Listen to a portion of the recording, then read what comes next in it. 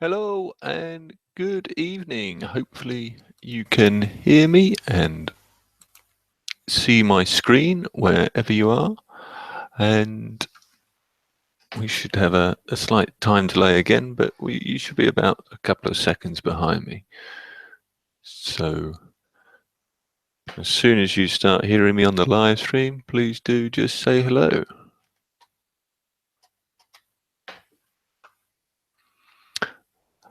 Evening, Joe, evening, Harry. I'll just give everyone a couple of minutes now to sign in. While we're waiting for people, just have a quick look. Hopefully you've been able to get hold of the revision checklist, which we've got here, which goes through everything on the transition metals and what you need to know.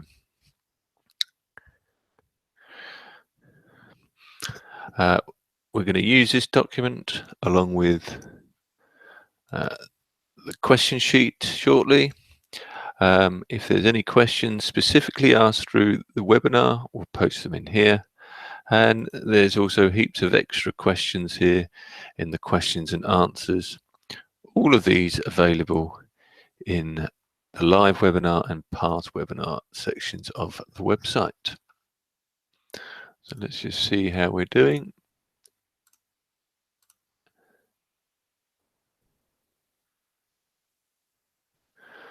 We have a few people just starting to come online. I'm just going to give them a couple of minutes. So just have a quick look through the what you need to know document.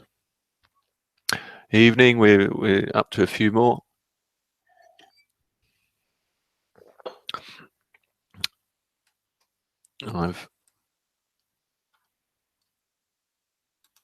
Hi, Harry. Yes, I was hoping to do a catalyst video.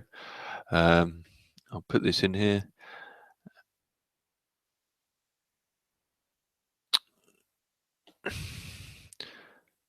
Yes, I will do a catalyst video. I was hoping to get it done today, but I ran out of time, unfortunately. Just while the question was asked, you need to know about the two types of catalyst, heterogeneous, and there's two specific ones that you actually need to know about. That is that in the heterogeneous, that's the use of the Haber process of iron and the contact process. In the contact process here, they're using V2O5, while in the Haber process, they're using iron as a catalyst. And in terms of the homogeneous catalysis, there's a couple that we need to know about here. One is the reaction between I minus and SO8 2 minus, where we use iron 2 plus as a catalyst. And the second one, which is key to know about, is the reaction between MnO4 minus and ethane dioate. So that's a key reaction, and this one's important because it's autocatalysis. But as I say, I'll make sure that video is completed, which will make a complete set of on catalysis reactions by the end of the weekend.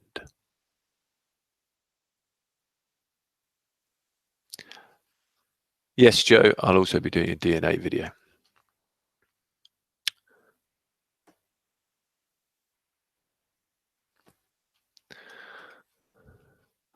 Okay, good evening. We've got a few more. I'm just going to go live in about 2 more minutes. Once we get there to 20:37 on my clock, just to give everyone a chance. So grab yourself a drink and we'll look at transition metal chemistry. Do say hello if you come online. Oh, bold, yeah, it's good to see some variation in our chat room. Evening. I can see Harry and Joe are online. I know we've got some others. Do say hello if you're there. Does my sound okay this evening? I've changed to a headset to hopefully improve the sound. I don't know if you're getting some sort of whining in the background or not. I can always take them out if need be.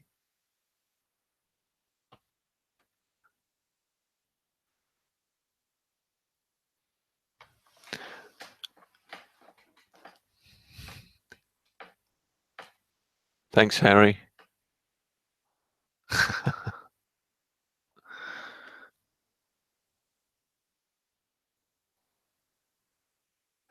Evening, Alan. Just before we get going, I don't know if he's on. I had an email from Eothan during the week. If you contacted me, your email address kept bouncing as I was trying to contact you. So do email me again or through the contact form with an updated email because it didn't seem to be working. As much as possible, Anon. Okay. And I think we'll get going now. We've given everyone a fairly decent chance to sort of participate now, and our numbers are up. Okay, so without further ado, hopefully you've found the live webinar page, and hopefully you've been able to download the relevant documents that we're going to have a look at this evening. You should have the transition metals, what you need to know, and that's a simple covering document on all of the aspects there in the transition metal course. Now, I know a lot of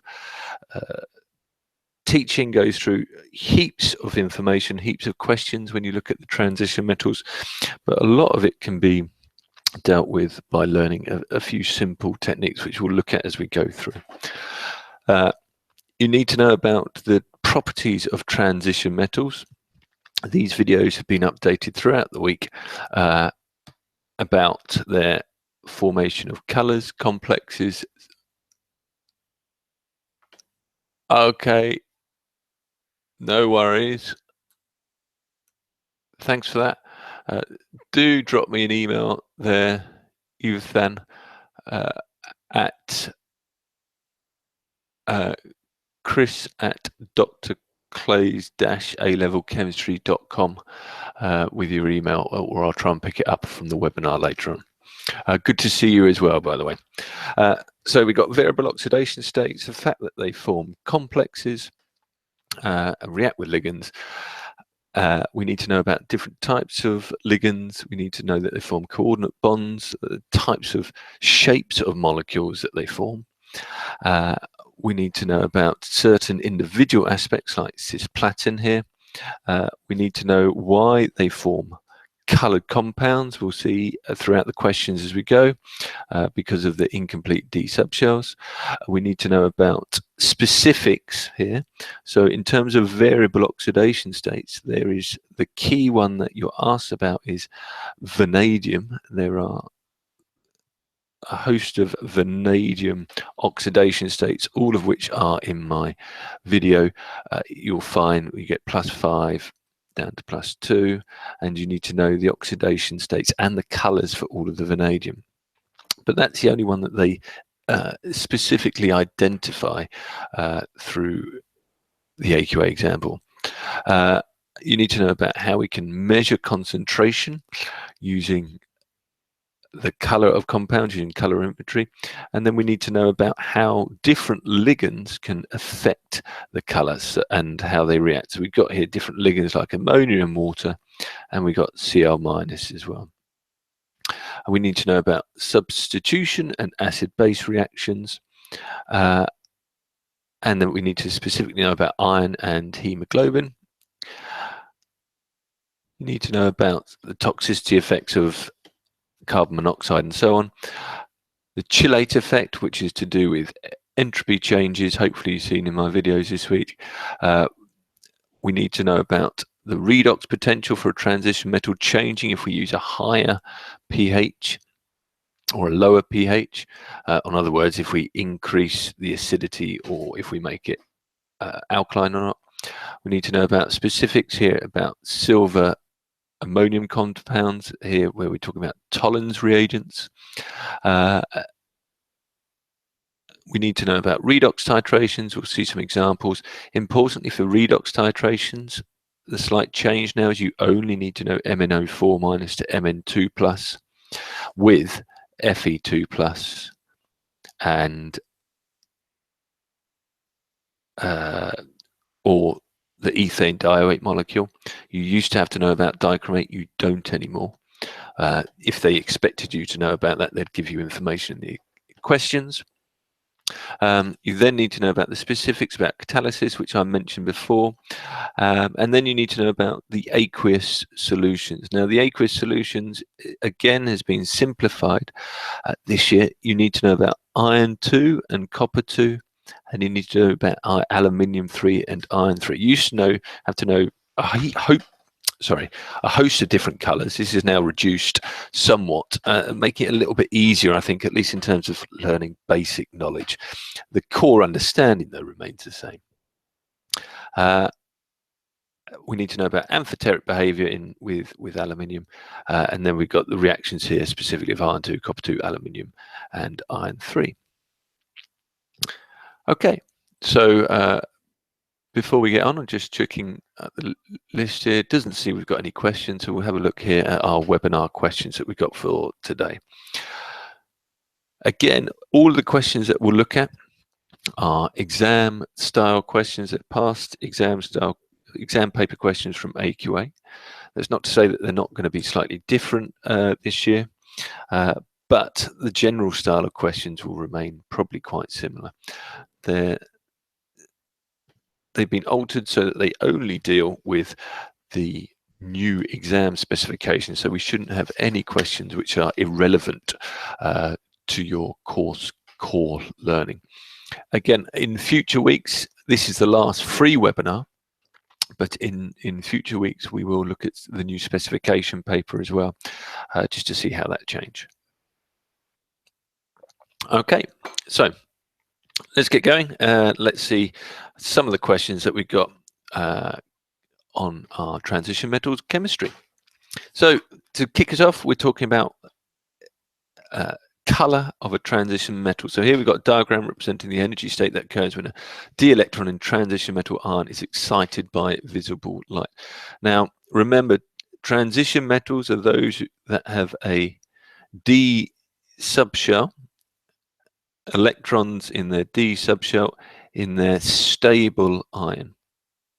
And what we're looking at is, normally we think about the 1, 2, 3, 4, 5 d subshells, but as soon as we start to put electrons in, these split into two discrete energy levels, one at a lower and one at a higher energy level. And the key is that this difference in energy is in the visible region.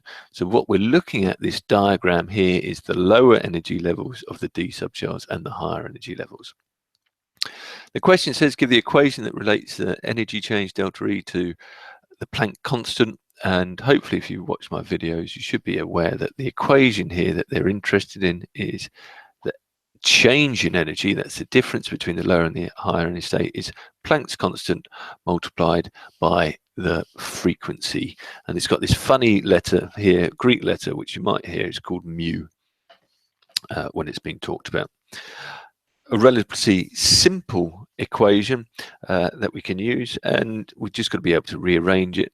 It says, use the equation and the information in the diagram to calculate a value for the frequency of the visible light. Well, here's our frequency, so we rearrange for mu, which is going to give us first challenge of the evening, the change in energy over Planck's constant.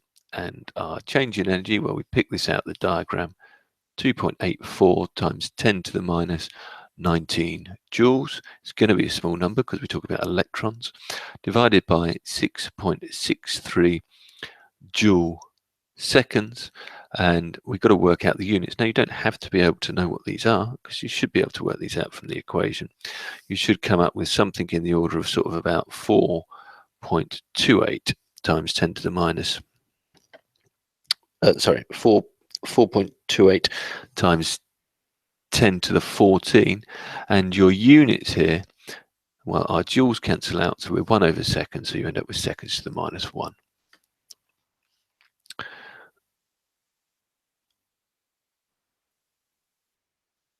Okay, so here is a classic question, and it's a really important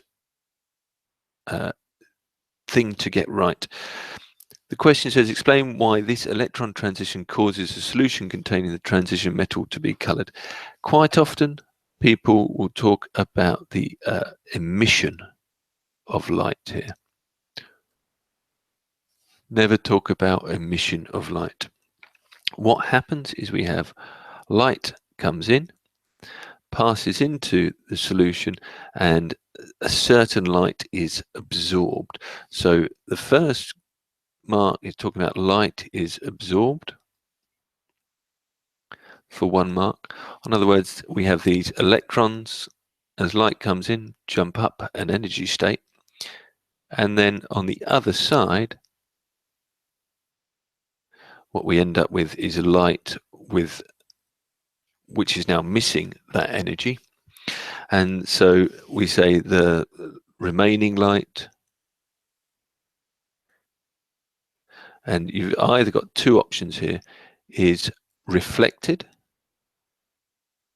or we might use the word transmitted. Now, transmitted simply means to pass through.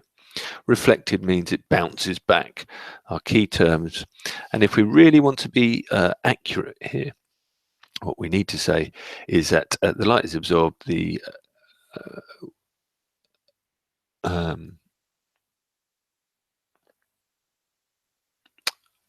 forgotten the word. We'll leave it as the remaining light is transmitted. I'll come back to that later on. All right. Certainly that's what we're looking for in the exam. Okay, so carrying on, the energy change shown in the diagram represents the energy. Okay, what is the light absorbed by specifically? Yeah, specifically, yes, it's absorbed by the electrons. So the electron, here we go, we'll add a page in here. Our electron before is, perhaps we've got 2 electrons in our lower energy cell. As the light comes in, so that's our before, as it hits one of our electrons here, jumps up, so we end up with a new subshell system where we've got 1 electron below, and it's excited the electron up. Okay, and that increase in energy of that electron is what is absorbed out of the light. Does that answer your question, Joe?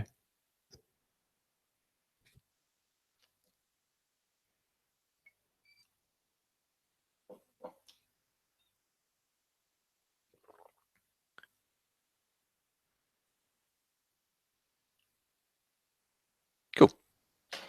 Okay, back to our questions here, and we'll get a bit more room. So the energy change shown in the diagram represents the energy of red light and leads to a solution that appears blue. Blue light has a higher frequency than red light. Suggests whether the energy change delta E will be bigger, smaller, or the same for a transition metal ion that forms a red solution. Okay, so we've got to think about this. If it's forming a red solution, what's going to be happening is it's going to be absorbing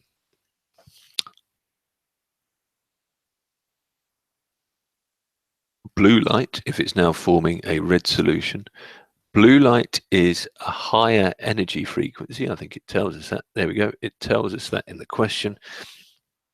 And therefore, what that means is that change in energy there, and we can think about that directly as the difference in energy here has got to be bigger in this instance.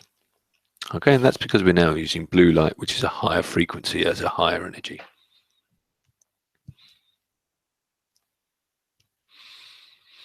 Good.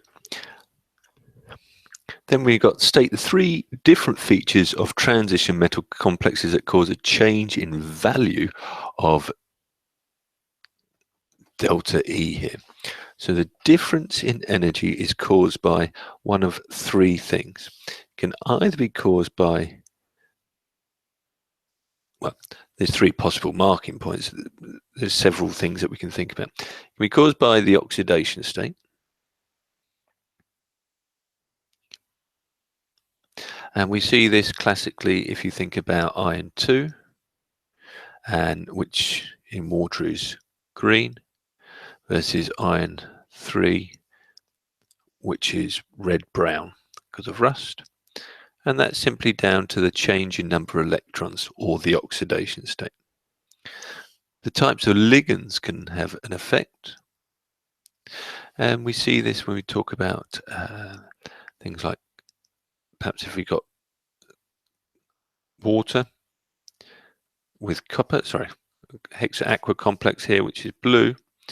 But if we change that to form CuCl4, it's a bad choice actually, because we're changing two things here. But this is sort of a light blue, whereas we see a deep blue solution when we change the ligands. Changing the ligands affects the color, and that's because that will alter, again, the difference between our two energy levels in the d orbitals. We can have a change in shape, and the best way of describing a change in shape is by coordination number, or you could describe that as number of ligands, but preferably I would say it's a change in coordination number. We could say shape, but really that's the same argument as the previous one. Don't forget though, number of ligands here, if we go from a monodentate to a bidentate ligand, we may not actually change the coordination number. So the number of ligands doesn't actually have to be on our same line.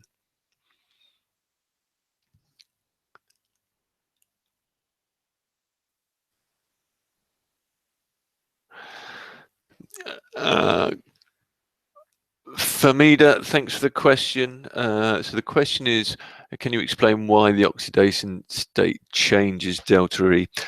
I can. It's not a huge thing to worry about at this level, to be quite honest with you. But before you actually have any ligands attached, and you were to measure the energy state here of these transition metals, you'd find that you'd have electrons in the 3d orbitals, and they'd all be of the same energy.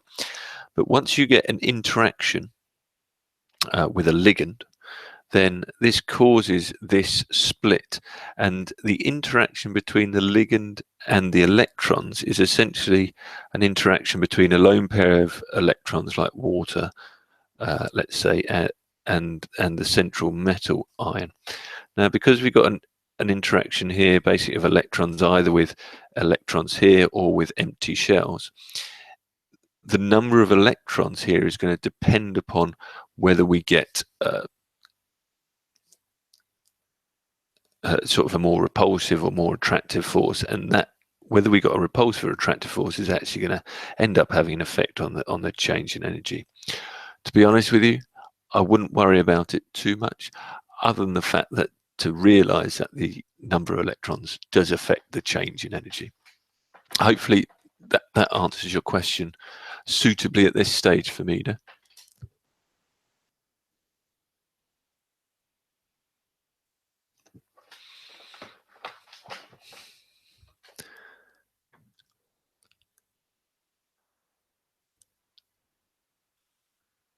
Cool.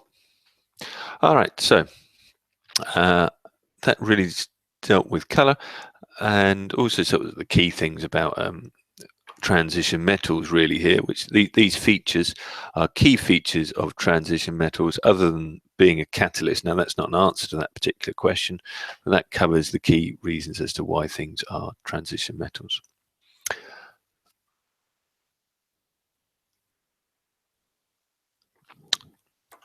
Here we go then. So question 2, now looking at actually characteristics of transition metals. For each property, illustrate your answer with a transition metal of your choice. Well, that's quite exciting, isn't it? Excuse my pun, I'm not a great fan of the transition metal topic. Due to their electron range, transition metals have characteristics including catalytic action and the formation of complexes with different shapes, right? So we can't use catalytic action or complexes with different shapes. So what that means we've got to come up with is the other two. So we've got to come up with variable oxidation states as one of them, and some examples where we've got lots to choose from. Just make sure when you're choosing your oxidation states that you choose ones which are actually different but also have the same central metal. The other one here, of course, is the color of complexes, and we've just illustrated a couple of complexes on the previous page as well.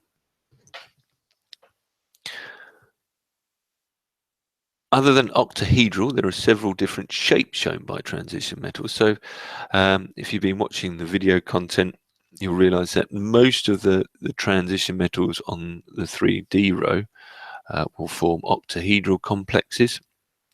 When you're drawing your octahedral complexes, make sure that you remember to draw the wedge, dash line away, and you've got the ligands up and down. Now, they also form other complexes and other shapes. Here we've got the question of name 3 of these shapes, and for each one give the formula of a complex with that shape. Well, the other ones we can have tetrahedral, and classically we tend to get those with anything that has got Cl minus. Now the reason we get that is Cl minus is large and charged. We're not asked for that here, but that's the reason why. And we could have copper. Get used to your drawings again. If you can't remember how to draw the shapes of molecules, I've got plenty of videos on drawing shapes of molecules. Here, Cl. Because we're drawing a charged substance, we have square brackets and we have a negative charge. NO 6574.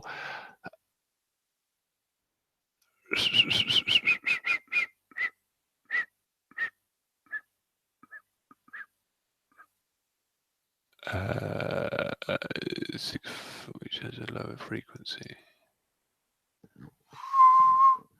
Which question are you talking about? 6574.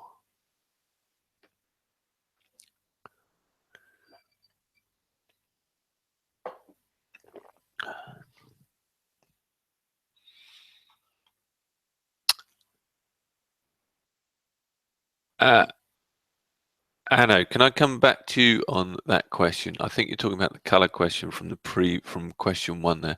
I'll happily have a conversation with you later on if you want.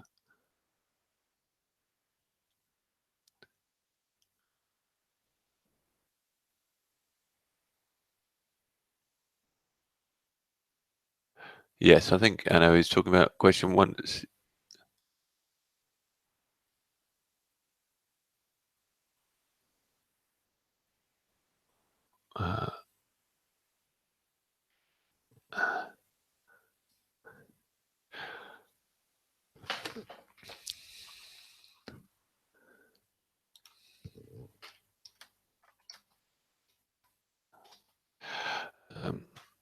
I'll just answer here for Anna. Just give me a second.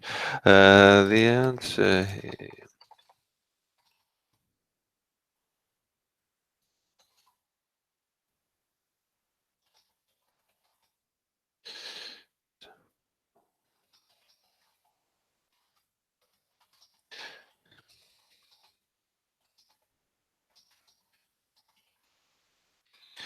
Since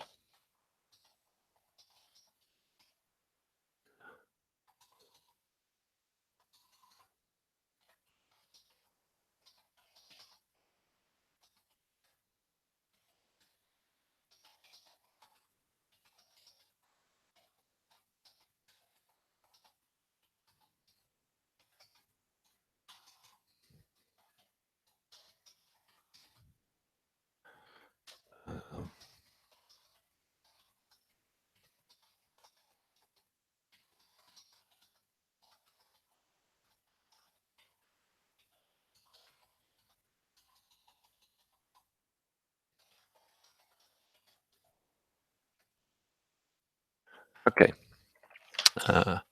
So anode there, like I say, I'll give you some time.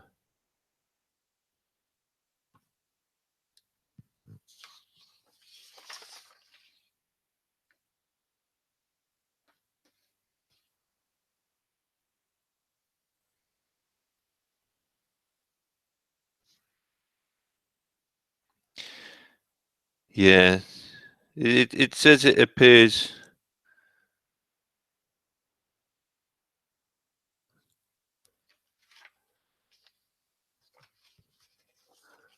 Thanks, Harry. You're right. It says it appears red, and I'll happily come back to you with that later on.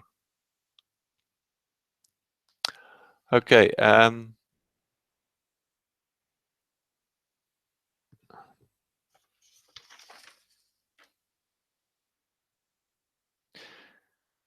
Yeah, that it's talking about on the previous page, Anno. It says that the change in energy causes it to appear blue, but then it talks about the next solution. Thanks, Harry.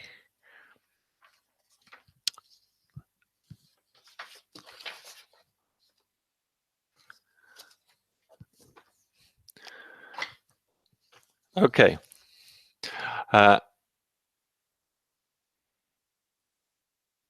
Cool. Okay, I think we're sorted. No worries. No worries. Joe, you had a question, yes, about whether I could draw it simply as CuCl4. Absolutely.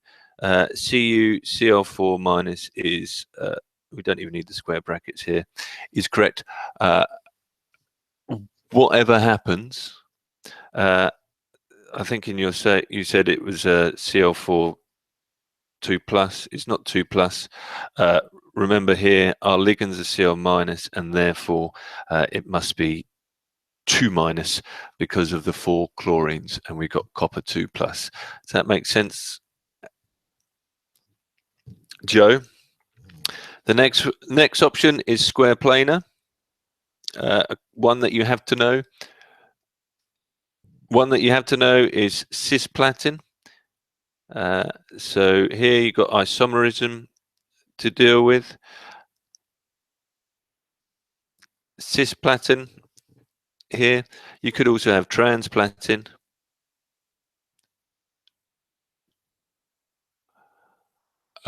Harry, if you're drawing any three-dimensional shape, always draw dashed lines and triangles to be on the safe side. Is my simple answer to you on that one. You get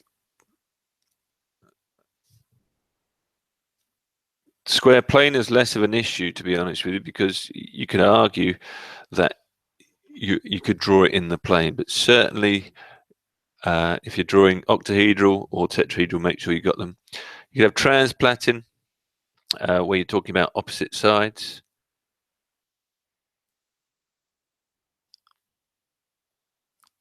Oh, NH3 and Cl. Okay. Again, it doesn't ask you for those, but it's square planars our example. What do you mean unchanged? Unchanged from what, Joe?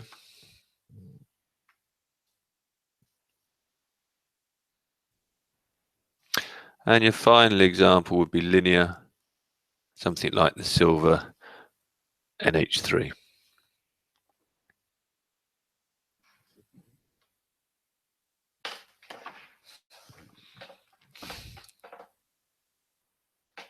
Sorry, thank you. Yes, cisplatin is uncharged because platinum here is 2 plus and we got Cl 2 minus. Ag here is 1 plus.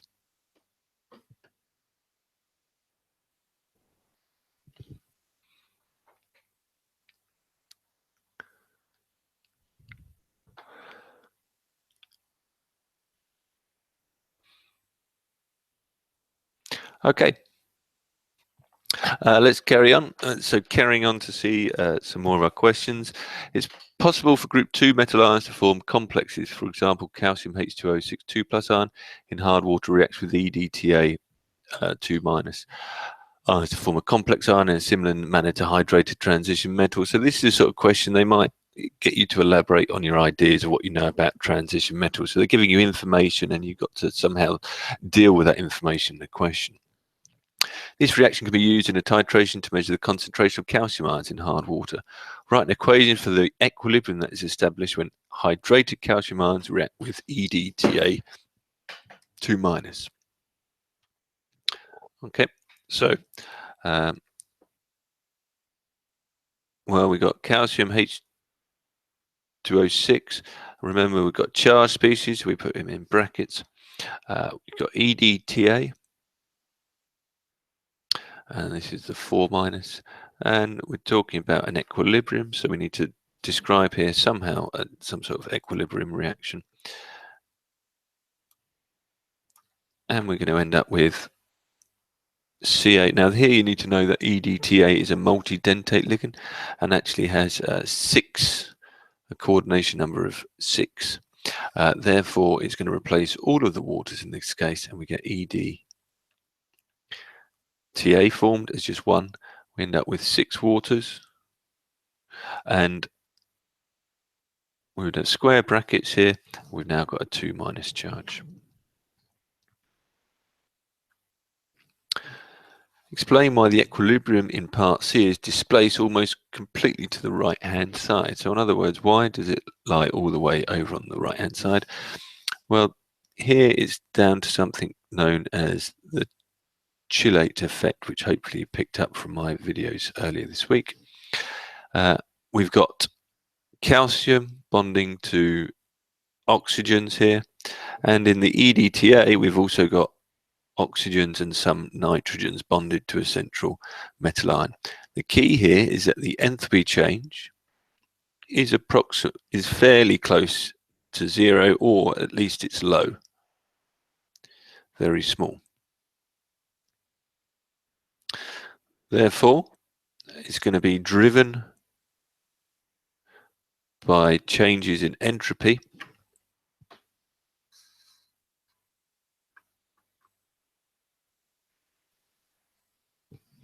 And since we got, if we count up on this side, we've got 2 moles on the left-hand side going to 7 moles on the right-hand side. So if you want to think about it in thermodynamic terms, where we've looked at delta G is equal to delta H minus T delta S, well, what we end up with is this is almost 0, therefore delta G is likely to be less than or equal to 0 since delta S is positive. That driving of a reaction by entropy is known as a chelate effect, which is what they're trying to get at here. Redox titration, well, it's sort of a redox titration. You've got to be able to deal with titrations. It's not actually asking for any color change here, and it's probably worth being able to have a go at this. It says calculate the mass of calcium hydroxide that was dissolved in 1.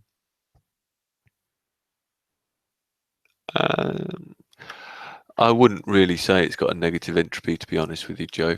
The reverse direction. You're always looking at talking about delta G being negative and talking about that in a positive, going from left to right direction. So try and ignore, in this instance, certainly talking about a negative entropy.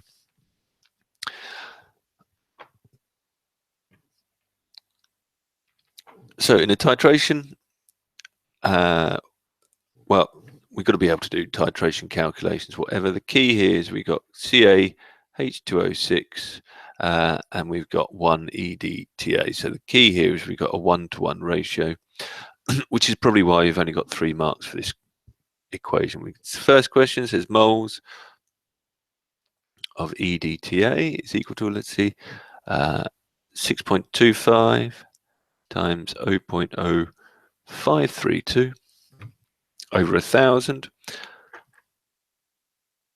we pop that into our calculator and hopefully we're coming out at about 3.325 times 10 to the minus 4.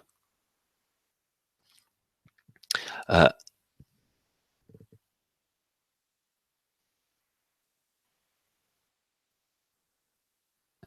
next thing is to work out the moles in 1 decimeter cubed. Well, we know the moles of calcium ion is going to be equal to the moles of EDTA because we've got a 1-to-1 ratio. Therefore, the moles of Ca2 plus ions is in 1 decimeter cubed. Here is going to be equal to the, I'm running out of a little bit of space here, the moles of calcium 2 plus ions in 150, and then we just multiply that by the volume ratio here, which is 1000 over 150, which gives us 3.325 times 10 to the minus 4 multiplied by 1000 over 150. Should give you a moles answer here of about 2.217 times 10 to the minus 3. And the final step, yes, I have got enough room, is to work out the mass here of CaOH2. So we got 1 mark here, 1 mark here. The final thing is to do 2.217 times 10 to the minus 3 multiplied by the MR here of calcium OH2, which is 74.1. Giving you a final answer of 0.164 grams.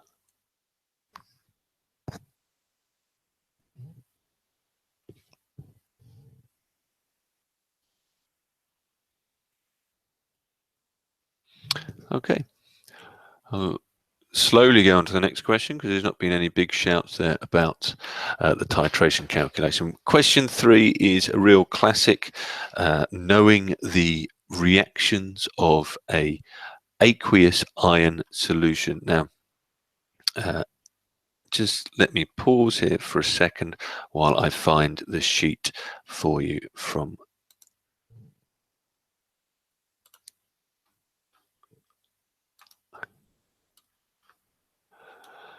which is the important one. So just give me a moment.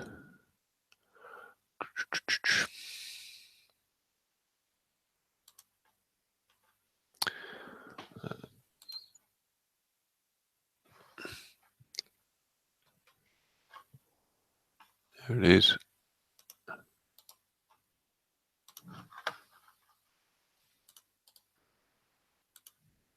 There we go.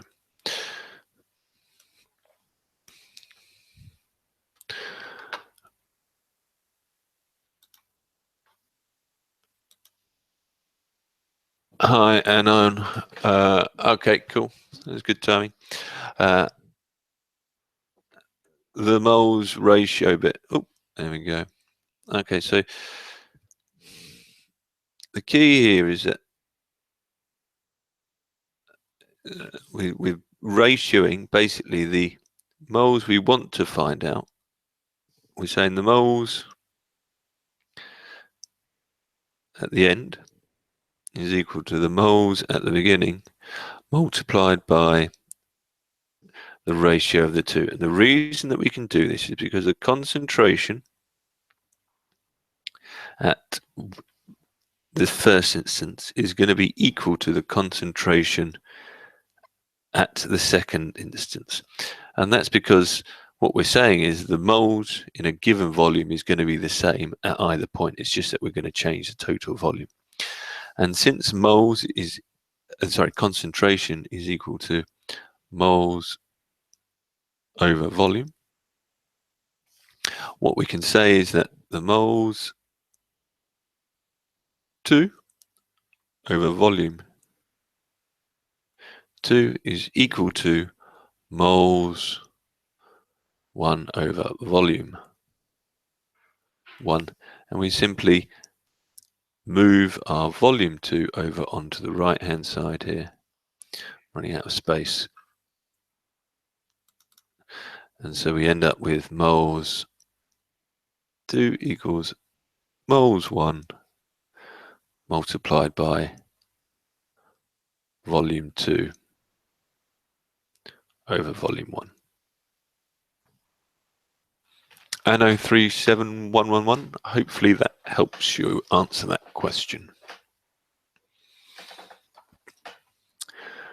Certainly, if you've got any more questions about titrations, drop them in the questions section. I'll get back to you and also send you, point you in the direction of the right sort of some video tutorials there on mole calculations from the Year 1 course. Okay, so just to bear in mind, hopefully if you've not already done so, you'll have seen the video work on aqueous ions. These are the key reactions here that we need to know about. So you need to know about copper 2, iron 2, aluminium 3, and iron 3. This question here is we're looking at copper 2 plus, and we're interested here in the reactions of sodium carbonate when we react it with acid, when we react it with ammonia, and when we react it with excess ammonia. So let's go and have a look and see what we've got. So identity acid, no, I think is, other than get a sheet a bit like this one here, remember them, or create yourself some Quizlet cards to try and remember them. It's simply some learning. The only good thing for you is that they've reduced the amount of that you've got to do now. You need to know these colors, you need to know those of vanadium, and you also need to know the one with copper going to react with HCl as a transition metal. No easy way to learn them. Sorry about that. Okay.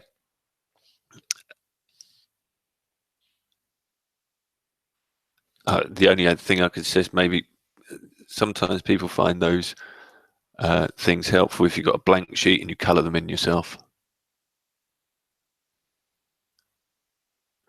There you go, 2209, spot on. Good answer. I think I was just about to say that. Okay, so identify ion W here. Here we got CuH2O6 plus. The first reaction isn't actually one of these. This first reaction, when we're reacting with concentrated hydrochloric acid, if we got concentrated hydrochloric acid with CuH2O6, see if anyone can work it out before I've actually written it. 2 plus, that's the complex ion. We're adding concentrated Cl minus in solution. What we form here, and this is the unique one that you need to know about because it doesn't form a we don't need the square brackets there. We do need square brackets there. 2 minus, and we have 6H2O. Okay, so ion W is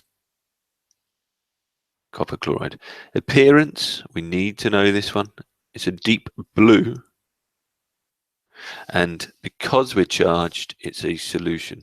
So remember from the videos there, charged equals solution. Neutral means it's a precipitate. So bear that in mind when you're going through those. Okay, equation. Oh, I've given the equation as well. Look at that, 3 marks, happy days. Okay, identify compound X, describe its appearance and write an equation for its formation. Form copper 2. So here we go. Right. Here we're using dilute NH3. Now, when we're forming NH3 here, this first reaction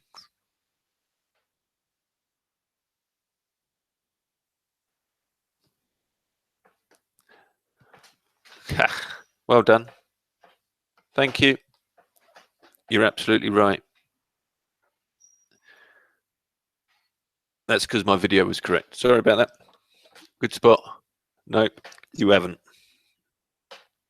Yellow, green, copper Cl4 minus is my fault there. I always think copper is always completely blue. That's the one exception when it's not. Good spot.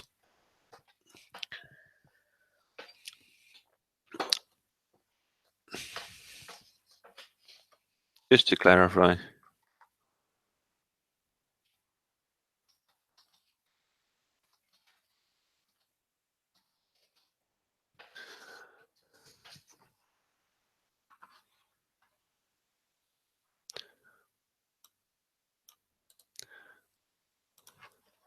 And I'll put that in there as well. Sorry, Joe. Sorry, everyone. Okay.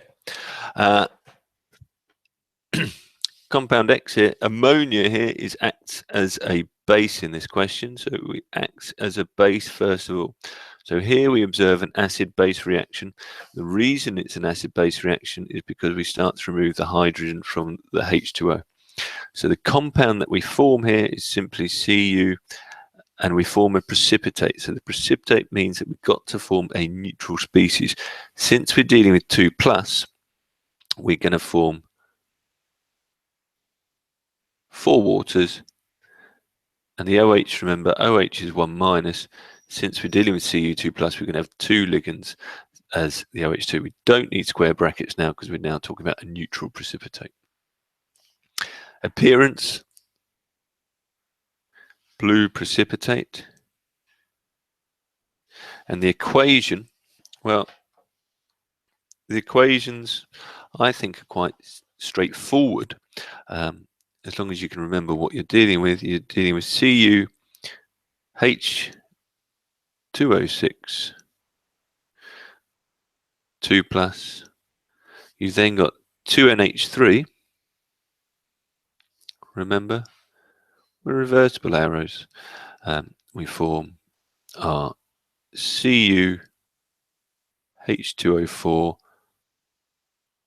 OH2, and the 2 hydrogens simply go on the ammonias to get NH4+. This is AQ, this is AQ, this is a solid, and this is AQ. Okay, identity ion Y, Y, there we go. So Y carries on reaction. We've now got excess ammonia. So we do that usually by adding concentrated ammonia. And therefore we got lots of ammonia in solution. In this case, we're now forming the 4 replacements of the ammonia. So ion Y, again, this is one you have to remember that it only forms 4 ammonias in the replacement. That is the deep blue solution. Not the copper chloride, which we point out is yellow-green. And the equation goes Cu H2O 6 2+ plus your ammonias, 4 ammonias, goes through to make Cu H2O2 NH3 4. Again, square brackets because we're neutral ligands, plus the 4 H2Os at the end. Now, there's no reason here why you couldn't have it written from the OH2. So I guess strictly speaking, you're actually going from Cu H2O4 OH2 plus your 4 ammonias. So there's no reason why you couldn't go here Cu NH3 4 H2O2 2+ plus the 2OH minus and the 2H2O. Whatever you put in, you've got to remove out. The final one, copper carbonate, well, CuCO3, it's a ligand substitution here. This is a ligand substitution. This is an acid-base reaction. And this one is a ligand substitution reaction. The appearance, again, is the blue precipitate. And you simply replace the waters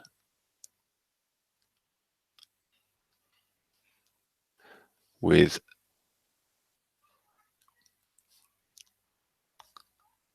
CuCO3 plus 6 waters. This one here, we get ligand substitution. This is because Cu2 plus is a weak acid. And it's a weaker acid than the metal 3 plus. What you could expect is there's no reason why they couldn't ask that exact same sort of question. Be prepared. They probably wouldn't ask you for this one, but they could ask you for that sort of reaction either with iron, aluminium, or the iron 3 to see how you were able to deal with that question.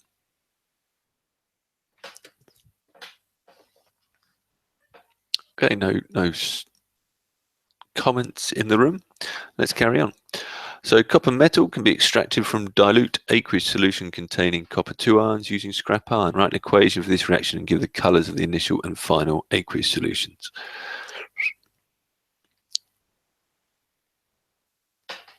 I guess this is really applying a bit of knowledge more than anything. We got Cu2 plus in solution with scrap iron. Well, we're told this.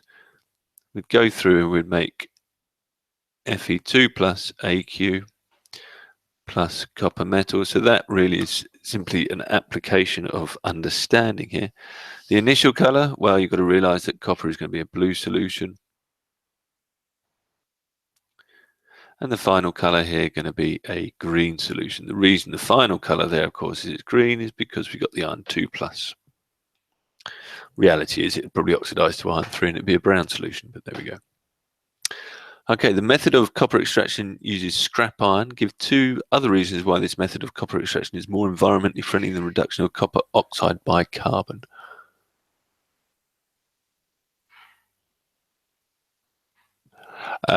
Would the copper not need to be in this equation? Well, to be honest with you, Joe, you could write it with the hexaaqua ion there. You're not going to get marked down with the iron because you're going to make the iron hexaaqua ion 2 plus copper at the end. So however you run with that is not going to be a bother. Indeed, it even indicates that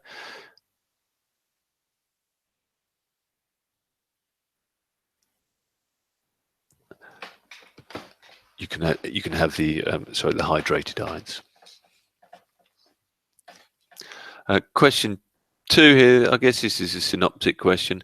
Reduction copper oxide by carbon. Well, here you're talking about the formation of carbon dioxide.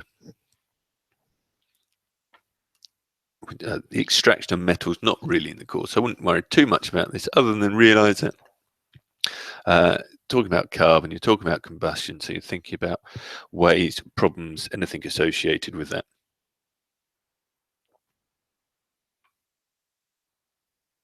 Oh, I've lost one. There we go. Okay, let's move on to question 4a. So question 4a, concentration of iron 2 ions in dilute solution can be determined by visible spectrometry. The absorption of light by a number of solutions of iron 2 sulfate was measured. The results are shown in the table below. So here we got some data, and we can see the next question here just asks us to simply plot that data. Expect to be being asked to plot data in an exam. Make sure you do so correctly. So what it tells us to do,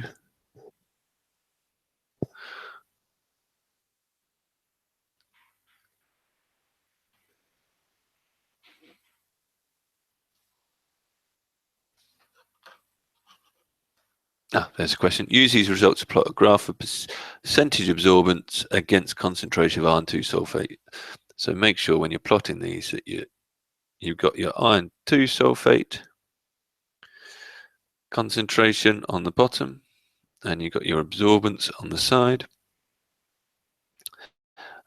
Let's just check what sort of line we're getting.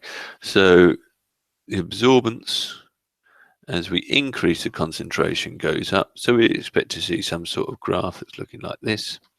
When you're drawing your graphs, make sure that your plots cover as large area as possible. I'm not going to teach you how to plot a graph at the moment, but do give me a shout if you want to.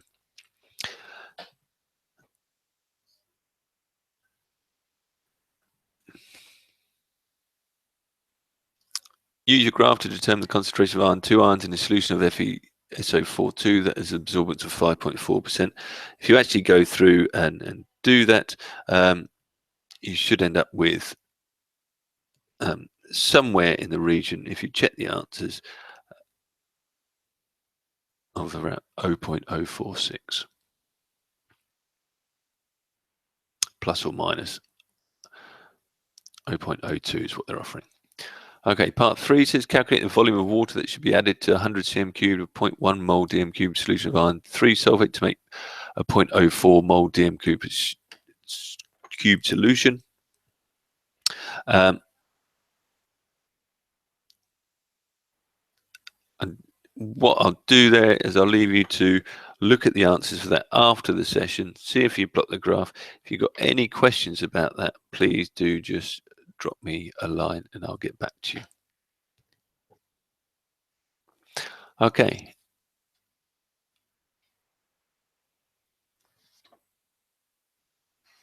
Give one reason why well water may be more beneficial than pure water. Okay, so this really is getting here at the fact that this whole question is about iron 2. The key here is that iron 2 here is used for hemoglobin. So be aware for that. So they're hinting at the fact that you need iron 2 plus for hemoglobin. So that might be why you need it for to improve your health. Okay. So now we've got a question about catalysis. Some people were asking about catalysis at the beginning of the video. As I said, I will create some later on. State the meaning of homogeneous. So there's two sorts. We've got homogeneous and we've got heterogeneous. Homogeneous means in the same state or same phase. So that's simply the meaning of homogeneous. Suggests why ions from S-block elements do not usually act as catalysts. And well, the key about our catalysts here, if we look at them, we've got things like Fe2 plus going to Fe3 plus as an example catalyst. We've also got MnO4 minus going to Mn2 plus. The reason they can act as catalysts is because they have variable oxidation states. So S-block elements do not act as catalysts because they do not have variable oxidation states.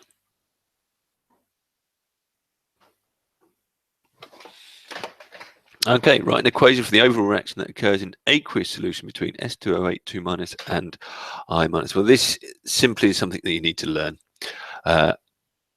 Or you can work it out if you want, if you know the 2/2 equation. We have S2O8 2 minus goes to form SO4 2 minus and is catalyzed by the reaction of I minus going to I2. So we can just simply balance these up. If we look at the change in oxidation state, we've got, first of all, balance the oxidation species. So we've got S2 to 2S. Then we've got a total of 4 minus on the right hand side, 2 minus on the left. So we need 2 electrons on this side. To balance this up, we need 2 I minus, and we're going to form 2 electrons on this side. So our balanced equation, which is one that you'll need to know,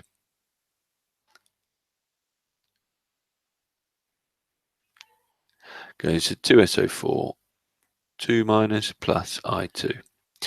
Make sure you know that. Give one reason why, in the absence of a catalyst, the activation energy for this reaction between these things is high. Well, if you look at these two things, they're both negatively charged. So they're negatively charged. And if they're both negatively charged, they repel. And this is why it acts as a catalyst indeed, because the iron 2 plus actually attracts the two negatively charged things. They both bond to the central metal ion, and then you can change the oxidation states. So two equations to show how Fe2 plus ions act as a catalyst here. Well, in the first instance, we have the reaction with S2O8 2 minus and the SO4 2 minus. We have here we get Fe2 plus reacting, and Fe2 plus going to Fe3 plus, where we only got one electron, so we actually need two Fe2 plus S2O8 2 minus. They donate the electrons to form the sulfate. So combining half equations. And in the second reaction,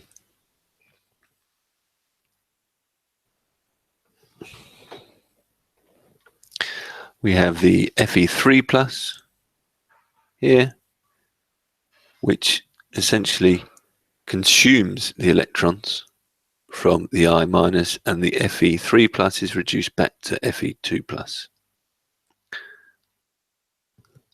I2.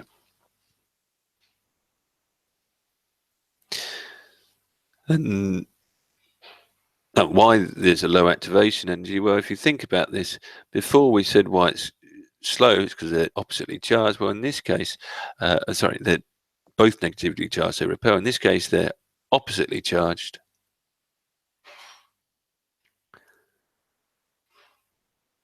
and attract.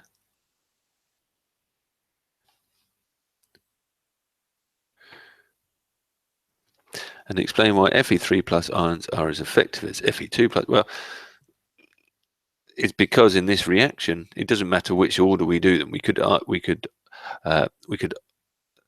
oxidize the iodide first, or we could reduce the S2O8 2 minus. It doesn't matter which order.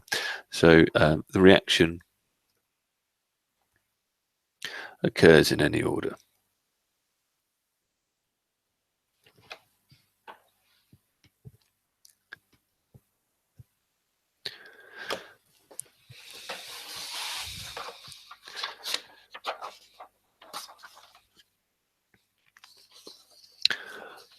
Okay, just to finish off here, we're going to have a quick look at the catalyst reaction here of the autocatalysis. So this is another catalytic reaction that we have to know about.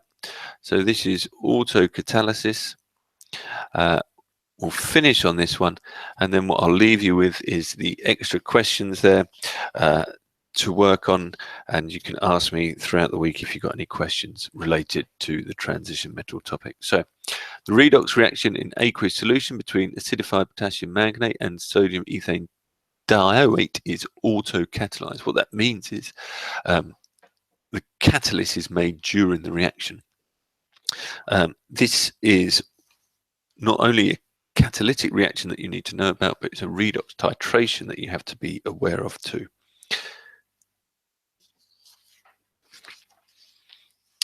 If you've seen in the videos, you should have seen how we balance this equation in the first place. So we've got MnO4 minus plus 16H plus 5 C2O4 2 minus. That's our ethane dioate, and that goes through to make 2 Mn2 plus 8 waters and 10 CO2. So that is our overall redox reaction.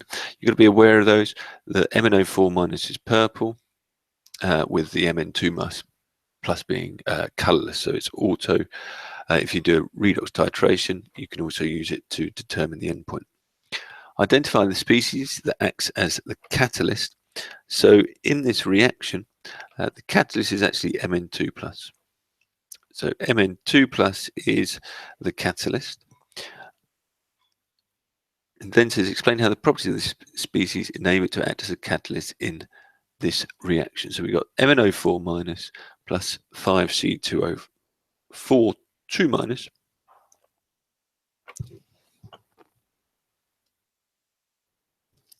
And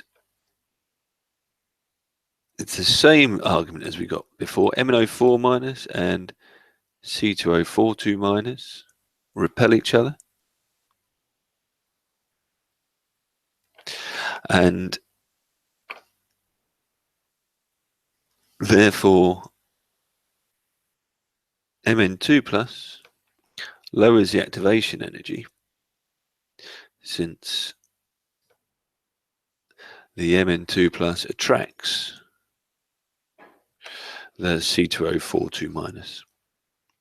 Now, if you actually look at the reaction, this occurs because there's a redox reaction that then goes to and fro between Mn2 plus and Mn3 plus, which we'll look at in the video. And we simply argue that it's the Mn2 plus here that lowers the activation energy. And what happens is the Mn3 plus is reduced to Mn2 plus by the ethane dioate, and the final step is that the Mn2 plus oxidized back to Mn3 plus by the MnO4 minus. So that's the way this autocatalysis works, is we have the MnO4 minus going to Mn2 plus, and then you've got this reversible redox equation here, which is continually going between the Mn2 plus and the Mn3 plus. Importantly, we have a specific shaped curve here for this reaction, and it comes in 3 phases. If we're looking at the concentration of reactants with time, what happens is, to start with, it's slow as the catalyst is formed, then speeds up,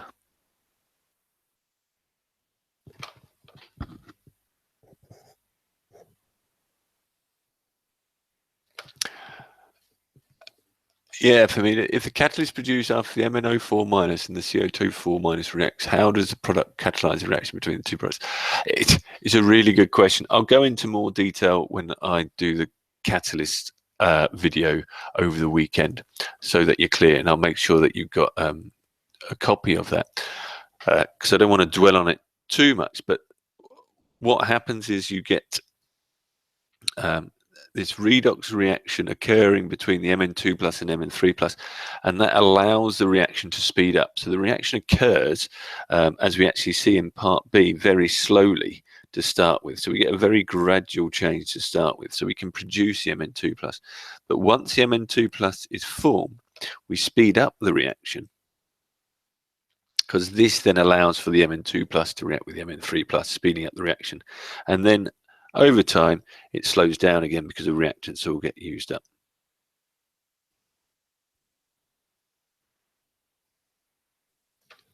Again, don't dwell on it too much at the moment. I'll produce a video on the catalyst later this week. The key terms are that it's auto-catalyzed by the Mn2 plus in this reaction. Does that help, Famida?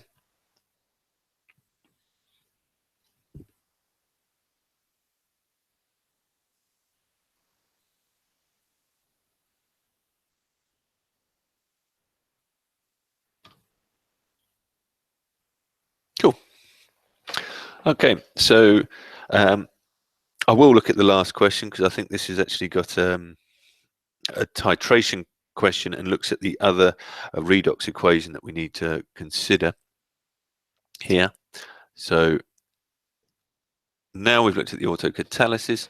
Here's a redox titration, where we're looking at the redox reaction of MnO4-.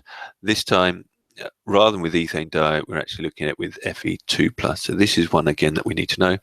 A reaction between iron and dilute sulfuric acid.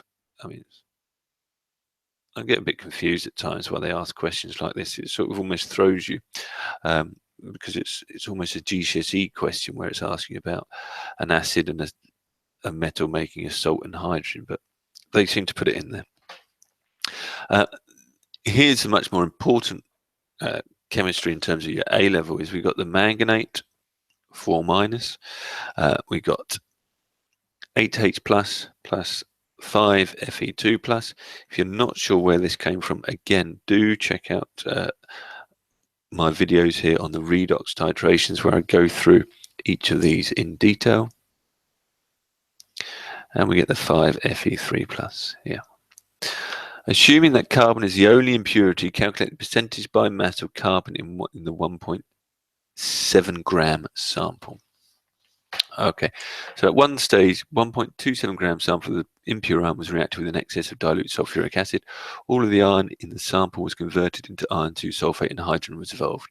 The solution form was made up to 250.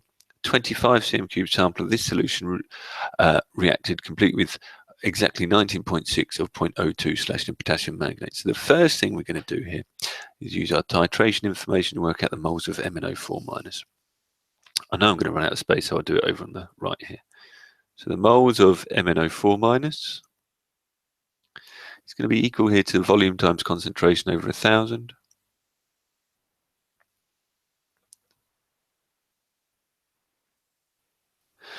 We put that into a calculator and hope you get 4.312 times 10 to the minus 4. Now here we've got a 1 to 5 ratio, so the moles of Fe2+ is going to be equal to 5 times 4.312 times 10 to the minus 4, giving us a value here of 2.156 times 10 to the minus 3. Now, the next step is important because this is the moles of Fe2+, and that's in 25 cm3. However, when we're actually looking in our reaction, we want that to be taken out of 250. So the moles of Fe2+ in 250 is actually equal to 2.156 times 10 to the minus 3 times by 10, because that's the ratio of 250 over 25, as we saw earlier on in the video, giving you 2.156 times 10 to the minus 2 moles in 250 centimeters cubed. Then to work out the mass of Fe2+, well, that's going to be equal to 2.156 times 10 to the minus 2 multiplied by the AR of iron. If we look that up, we get 55.8, which is going to give us 1.203 grams. We're then finally asked to do that as a percentage. So the percentage by mass is 1.203 over 1.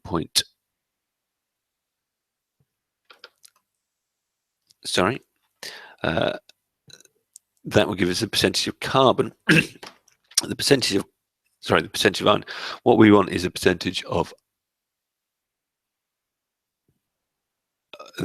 carbon. So the percentage of carbon is going to be, evening James, thank you for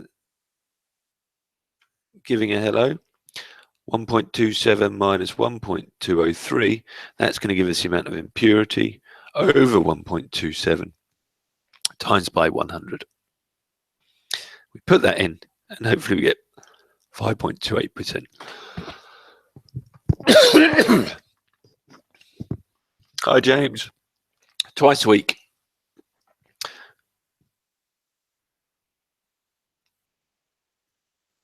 Well, James, the seminar is replayed. If you want to go, yes is a simple question. I'll put that up now actually because it's fairly useful information for everyone concerned. Can you watch it later on? All of the videos are available in the past webinar section.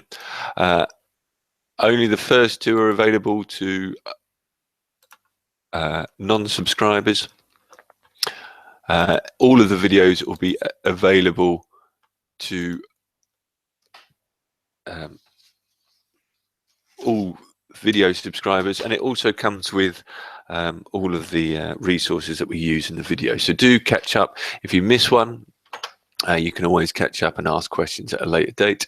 Like I say, the live webinars and past webinars are only going to be available to subscribers as of next week.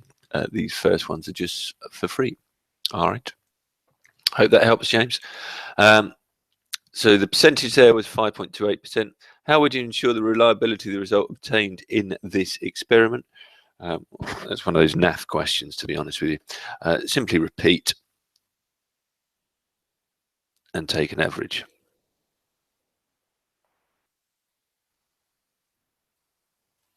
And then suggest one way in which the reliability of this analysis could be improved.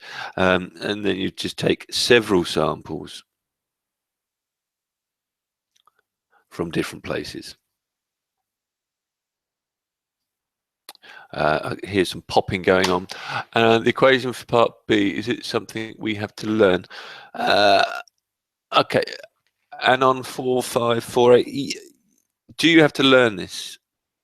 You've got to be able to regurgitate that one way. For me, yes, anon, I'll deal with anon first, and then I'll come to Famida's question there about the percentage carbon. I'll just show you how we got to that equation. The MnO4 minus, this was, as I say, it's in the video from the other day, goes to give Mn2 plus. You can either remember them, or you've got to be able to work them out like this. We first of all balance the species, manganese are the same. Then we balance with oxygens with water. So we put 4 waters on the right hand side, and then we balance the hydrogens, and then we have to balance the electrons. Now we've got on this side +2, on the left hand side we've got +7, so here we need 5 electrons. We've got Fe2 plus going to make Fe3 plus an electron, and to make the full redox equation we have to multiply these up to cancel electrons. So we multiply the bottom line by 5 and we get MnO4 minus plus 8H plus 5 Fe2 plus goes to make 5 Fe3 plus Mn2 plus 4H2O. Now, you can either remember it or work them out. The other one you need to know, though, is the one with 2 MnO4 minus plus 16H plus 2 C2O42 minus, which is ethane dioate, going to make 2 Mn2 plus 10 CO2 plus 8 H2O. So either remember them or be able to work them out. You have to know these two for the titration part of the transition metals. Famida, your question for sure. Let's have a look here. I did rush through that last bit.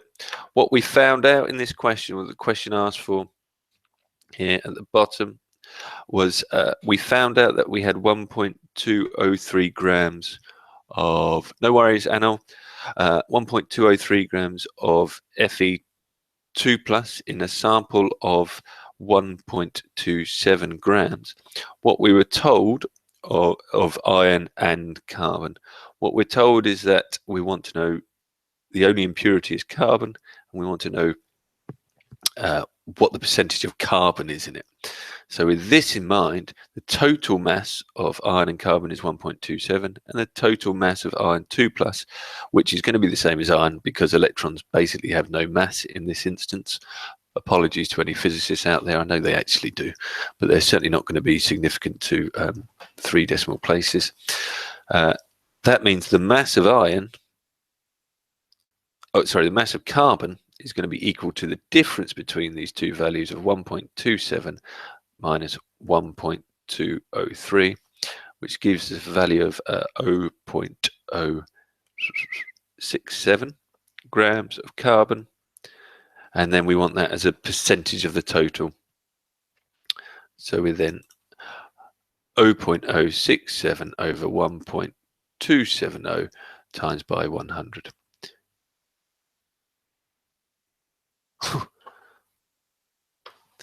Okay, so that's where our percentage of carbon comes from. Hopefully, Famida, that answered your question.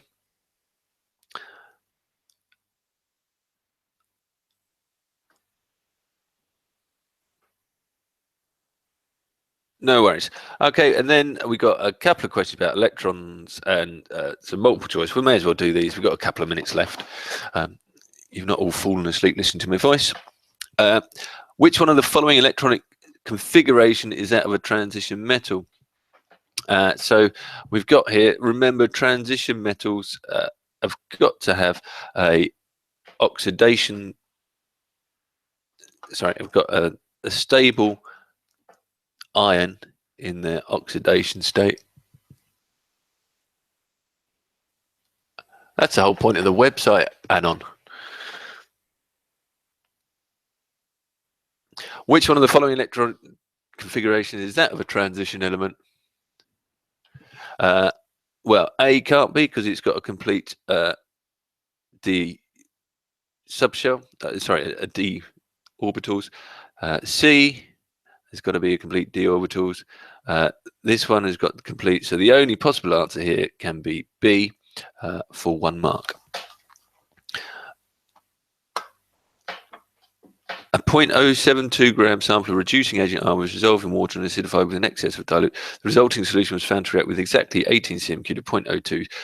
In this reaction, 5 mol of R react with 3 mol of KMnO4. The MR of R is.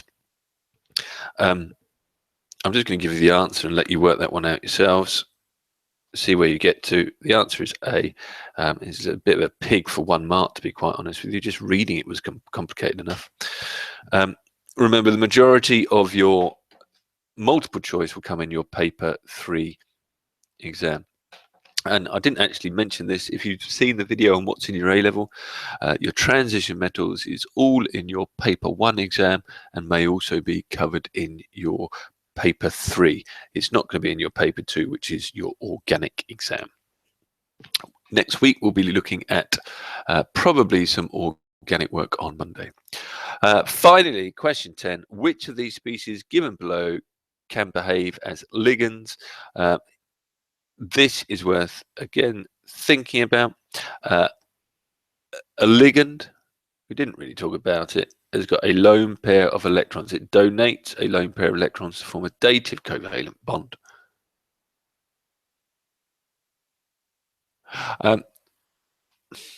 It's a difficult one, Anon, to be honest with you.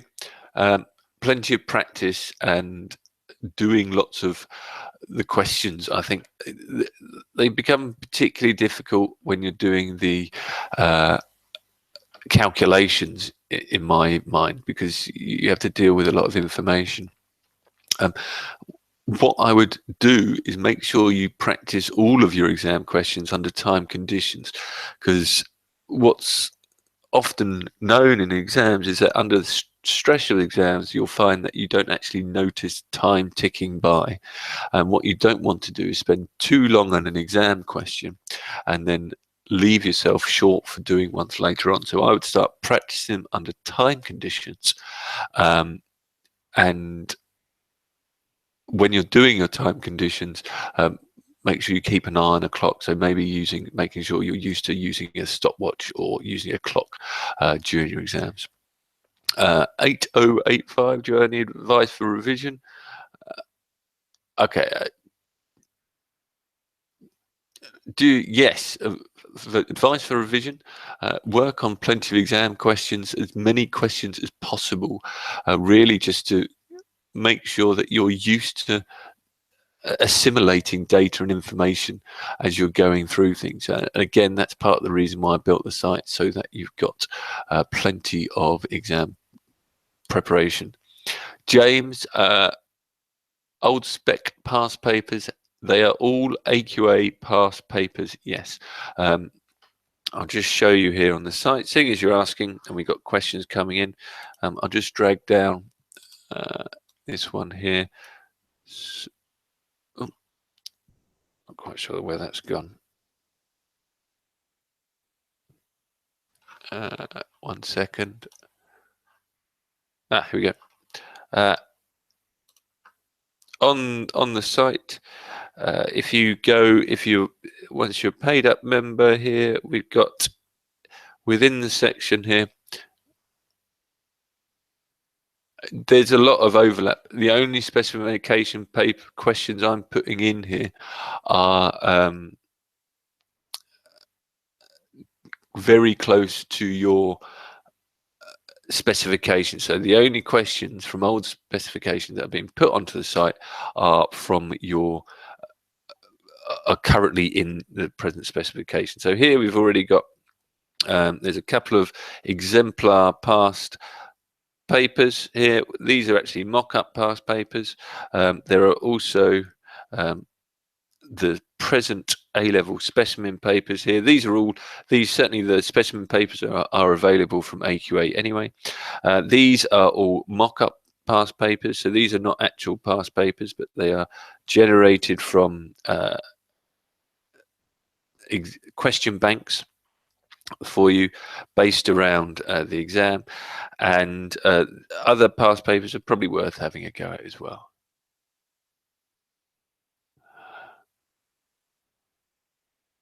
Uh, 6861, is it too late to be really successful?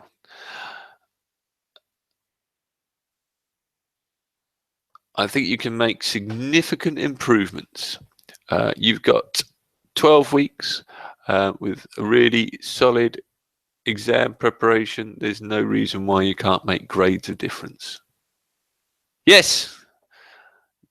Well done, Joe. Sorry, I'd forgotten I hadn't answered that last one here. The last one is indeed D. Good man. And that's because they all contain lone pairs of electrons. Hopefully that took you more than 30 seconds to answer that one. Right, so we've been going about an hour and a half. You're probably all bored of my voice by now. Let me just remind you what's available.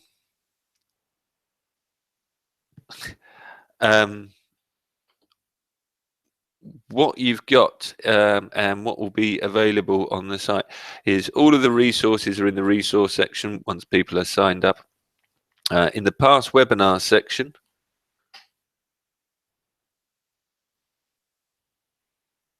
great, I'm pleased to hear it, Fabia. Famida, sorry. If you look in the transition metals, most of it's already there. You'll find the transition metals questions, what you need to know checklist. I'll make sure we have that for each session from now on. So that's simply what you need to know for the exams for each of the topics that we go through. There's extra questions and answers, and you'll also find a link here to the OneNote pages. That's what I'm actually writing on my tablet here. That will take you to a link that looks a bit like this. So all of my horrible scrawlings that you've had, you can sit there and you'll be able to sit there and check through them as we go. So you'll be able to find them. If there's any questions that you missed out on, you weren't quite sure, you can find them in the OneNote pages. Along with that, you'll also find the copy of the Q&A sessions. You're welcome to leave replies or comments in the bottom there. If you've got any questions, don't hesitate to drop me a line in the contact section. You can do so in the Q&A forum. You can either fill in the forum there, ask a question through the contact form, or check my frequently asked questions. It's been really good chatting with you tonight. Thanks for watching. Thanks for listening. Thanks for staying online. Next webinar will be Tuesday, unless I hear lots of people asking for questions, and I was just going to go on to that.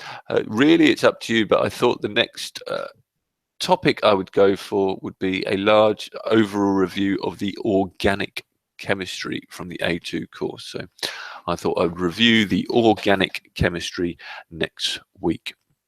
Equally, if you talk in the forum section and say there's something you particularly want to look at, I'll happily go through those as well. Okay. Jonathan, again, please do email me because I didn't get your details, I don't think, from earlier on. Like I say, I did try and email you back this week. The details I seem to have from the contact form just appeared to be wrong. I really hope everyone has a good weekend. Enjoy yourselves. Plenty of questions. Oh, sorry, that was what I meant to say. In the webinar section, if you look in the past webinars, here, there's a heap more extra questions and answers for you to sit there, work on. The answers are at the back. I'll also put the answers to all of these questions from the webinar online in that section too. Don't hesitate to contact me if you've got a question, and I look forward to seeing you next week. Have a really good evening, everyone, and I'll say goodbye for now.